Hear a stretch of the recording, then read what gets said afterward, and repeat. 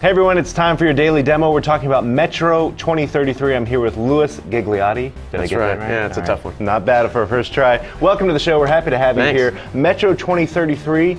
I learned something today. It's based on a book. Tell me about that. Yeah, it's based on a book by a guy named Dmitry Duklovsky. The book is basically about a post-apocalyptic tale, but with a twist to it. It's set in the metro system underneath Moscow. And the way the metro system in real life was actually partly designed was to withstand a nuclear blast and not just house people but keep them safe from the elements, but also kind of keep them there for an extended amount of time. So it's kind of a played off of that concept. And what happens is the blast has happened and a few people have managed to get underground and find safety there.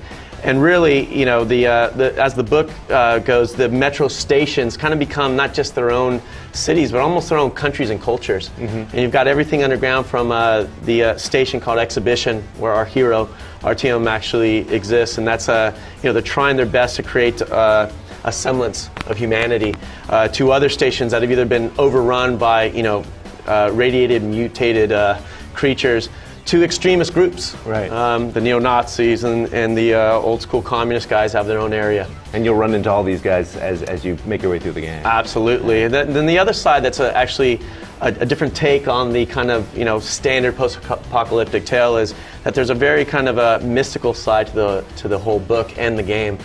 We got these creatures called the Dark Ones. And I don't want to give too much away about them, but basically, they provide a totally different aspect. So this isn't your typical Mad Max, Fair and Wasteland, run for your life.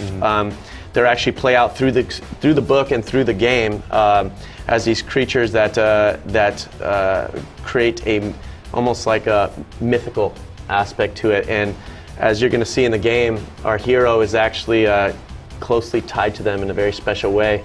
Who is this guy? Who are you playing as? Yeah, you play as RTM, and basically he's a guy that he was only a year old when the original blast happens.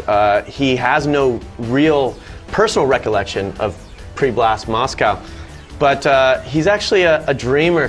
He's very nostalgic about it. He collects these postcards of not just pre-blast Moscow, but pre-blast everything. New York, throughout the game, people give him stuff. He collects things and when you start the game, you know, you're in your area exhibition, but you're in your little living quarter, and you see this wall where he's got all these postcards. So he really, it creates kind of a sense that, you know, he's longing for something that he didn't even experience, that he's only heard of through the tales of elders and these postcards he has. But he really does dream of a life that you know, isn't stuck in these tunnels. I should point out that we're looking at various clips from the game, various footage of the game from throughout the game. What's interesting to me is that this game does not take place completely underground. You do have parts where you're going into the sort of irradiated top side, right? Yeah, actually, it's a really critical part of the game. The stuff like ammo in this game is actually your currency system.